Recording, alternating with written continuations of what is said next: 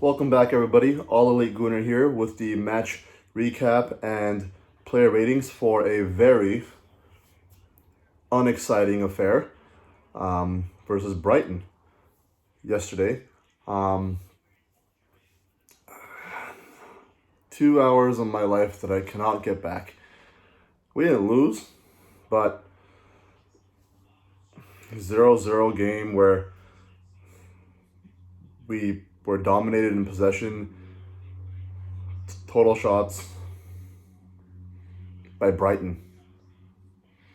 I understand this isn't, your typical old Brighton side. They're a lot better, especially since Graham Potter took over a few years back. But we went there. It was a cold, rainy day, and Brighton were in control from the first minute. We never really seemed like we took control at any point. We had a few moments, but they were very few and far between. I never thought I'd see a day where we'd concede possession to Brighton.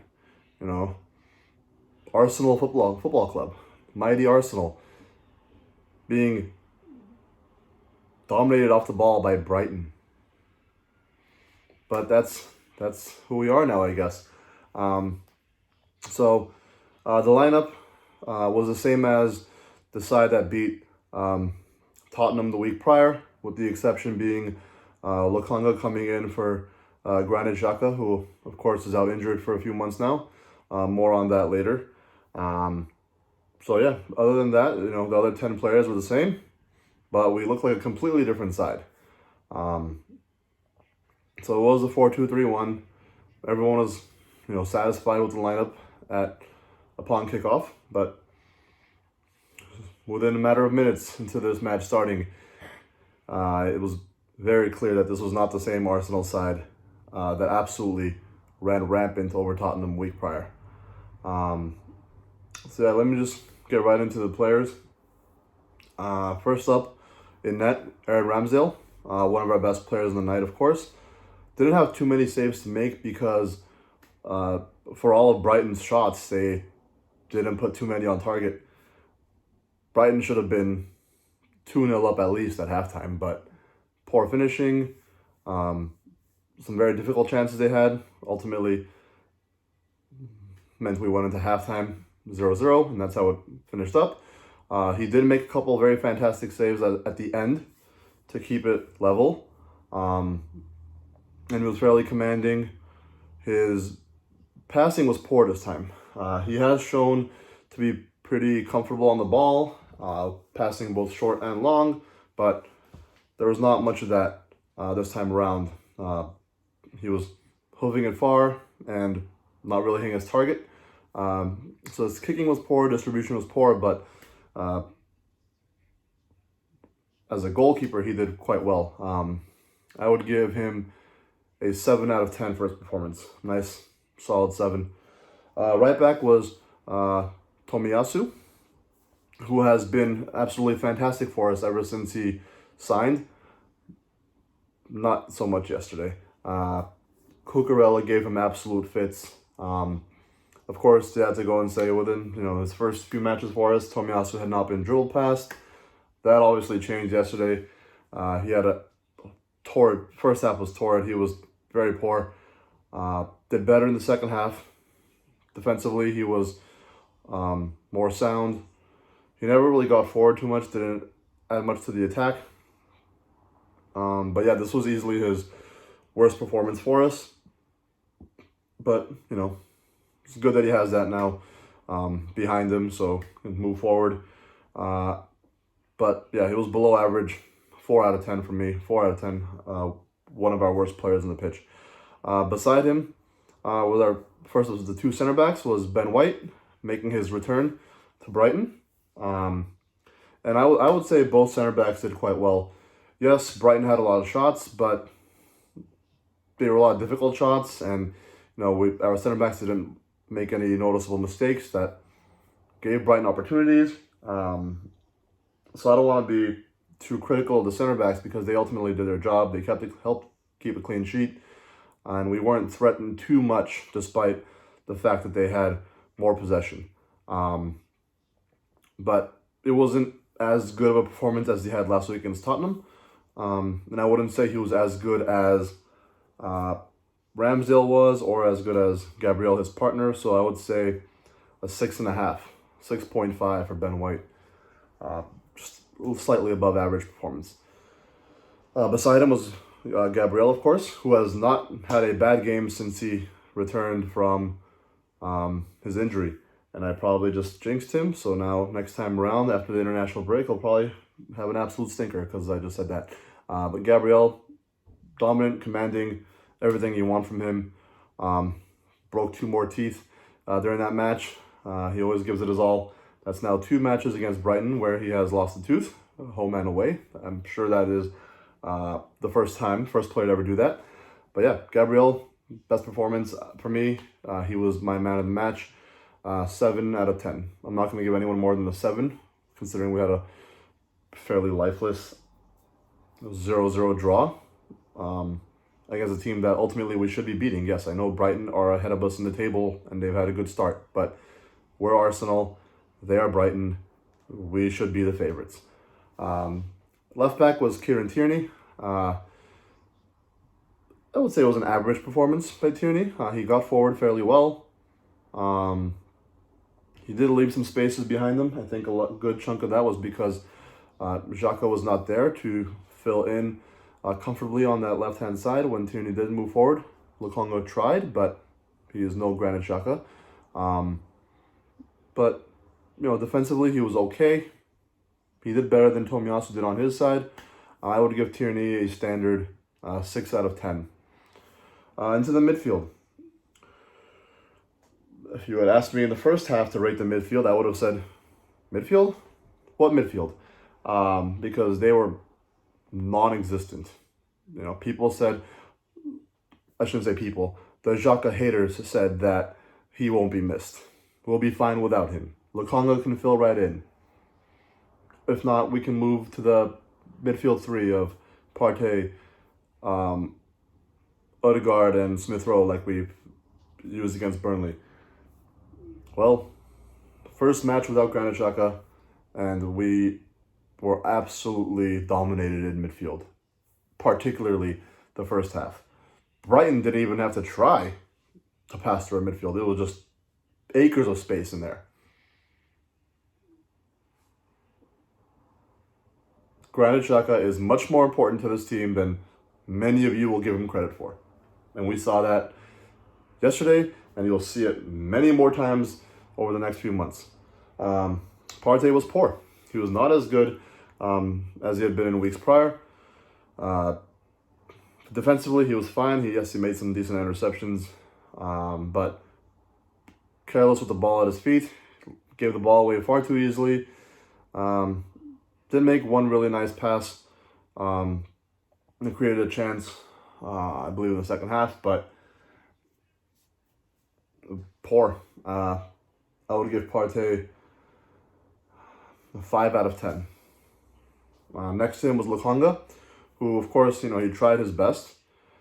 He grew into the game in the second half. If I had to give him a score based on the second half, it would be, a solid 7. But that first half was horrible. Someone tried to compliment him on Reddit and said he was everywhere on the pitch. And I said he was everywhere, but nowhere at the same time. He may have been everywhere, but at the same time, he was nowhere. Wherever he should have been, he wasn't there. He was trying to cover, I don't know if he was trying to cover too many spaces at once, or if he was just a little unsure of what he was supposed to be doing. It was very clear that, he had the same instructions given to him that Xhaka was, which is when Kieran Tierney was forward, move into left back, cover in that area, or left center back. And he tried that, but he doesn't have the positional awareness that Xhaka does. So moving forward, I think to get the best out of Lukonga, the game plan has to be altered a little bit to, suit his strengths a little bit more.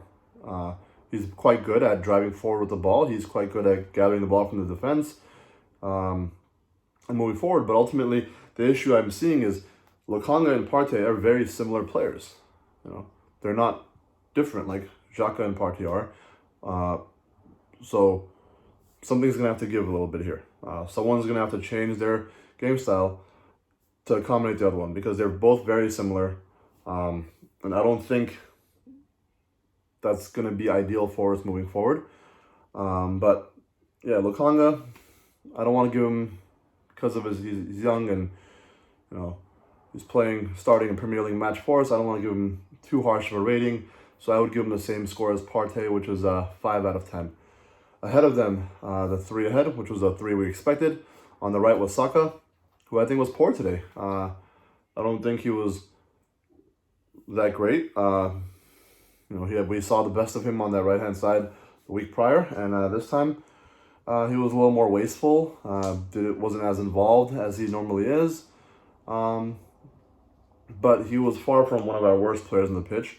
So I would give him a standard 6 out of 10 for Bukayo Saka. Our number 10, Martin Odegaard, I thought was, after being one of our best players for several weeks straight, he had a dominating performance against Tottenham where, although he did not have a goal or assist himself, he was involved in just about everything good that we did. In the week prior, he had the lovely free kick that won us the game. Oh, Vaggio is here. Hey, buddy. Say hi to everyone. Hey. But yeah, absolutely. I don't think he contributed much of anything in this last match. And he was subbed off. I would have liked to have seen him stay on a little bit and play with Lacazette. But he was the first one subbed off to bring Pepe on. But yeah, I can't blame Arteta for making that change because of how poor Odegaard was and how non-existent he was, particularly, in that first half. I can't give him any more than a 4 out of 10. I think that's pretty generous too. Terrible performance. Smith Rowe on the left, I thought was great. I thought he was good. I don't think anyone was great. I think he was the best of our attackers. He did try to make some things happen. I do think there was one moment where he was through, where if he had tried to play a pass a bit earlier, he could have created a chance, but he kept it. And at that point, the only opportunity to get anything out of it would have been him shooting and him scoring, but he shot it straight at the keeper. So yeah, some good turns, some good moments going forward, but no end product. And he was absolutely exhausted, absolutely gassed. But I would give him a 6.5 out of 10. And of course, our striker was the captain, Pierre-Emerick Aubameyang. So a week prior, he had a fantastic captain's performance against shit, but this time he was nowhere to be found. Didn't win any of his aerial battles. None of his flicks or passes came off. He completed as many passes in 71 minutes as Lacazette did in the 19 minutes he was on the pitch. So that goes to show you pretty much how involved Aubameyang was. But, he's a striker. He needs service. He didn't get that. I just think that he could have done better himself to get involved a little bit more. Personally, I think he was, along with Odegaard and Tomiyasu, the 3 worst players on the pitch. Odegaard, Tomiyasu, and Aubameyang were our 3 worst players. So I would give him the same score I gave them, and that's a 4 out of 10. And I could have easily go down as low as a 3, but when you're not getting much service, what more can you do against some pretty tall, strong center backs? Substitutes. First one on was Pepe. I thought he was poor. Pepe did great against Brighton at the end of last season, scored 2 goals against them, but he never once looked like he would be scoring yesterday in the 25 or so minutes he had on, almost 30 minutes, I believe. He came on for Odegaard. And yeah, I thought he was quite poor. I'd give him a 5 out of 10. Lacazette came on around 71 minutes, and I thought he was great. He should have been brought on earlier. I think in a game like this where we needed some control, Granit Xhaka was not there to provide that. I think someone like Lacazette, who can hold the ball up a lot better than Aubameyang and get involved, link up better with the wingers in the midfield. I thought he should have been brought on earlier. Personally, I think he should have started the game. But when he was on the pitch, he looked good. Until it was only 20 minutes. He didn't get that much time, but in the 20 minutes he was on the pitch, he was good. I'd give him a 6.5. Ainsley Maitland-Niles came on when Saka took a knock near the end, and I can't really give him a score. He was on the pitch for 4 or 5 minutes, so no score for him. Arteta got the lineup right. If you're going to argue about any changes, should he have gone with the 4-3-3 that barely worked against Burnley? Should he have started maybe Pepe? Or maybe Lacazette instead of Aubameyang, given the opposition? But, he ultimately went with the lineup that worked so well last week, with the exception of the injured Xhaka. And there were no complaints about that. He got the lineup, as expected. Substitutions were fine. Maybe Lacazette should have came on earlier. But the tactics were just poor. I don't care that it's away to Brighton. This is Arsenal Football Club. You don't let your team get outpossessed 60 to 40% by Brighton. If it's not working in the first half, you figure something out to you make a change at halftime. Tactically, positionally, something that's going to get you more of the ball and going to, provide more of a threat. And I don't think he did that yesterday. So ultimately, the 0-0 draw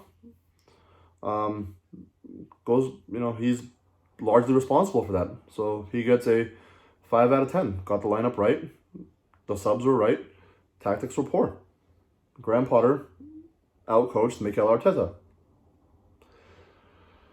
So, and now we're off to an international break. Hopefully no one gets injured. And when we come back, we have a fucking Monday game and then a Friday game. So, yay, I gotta figure out how to make sure I can see those. But I always do. So, I'll see you in a couple weeks. Thank you for watching.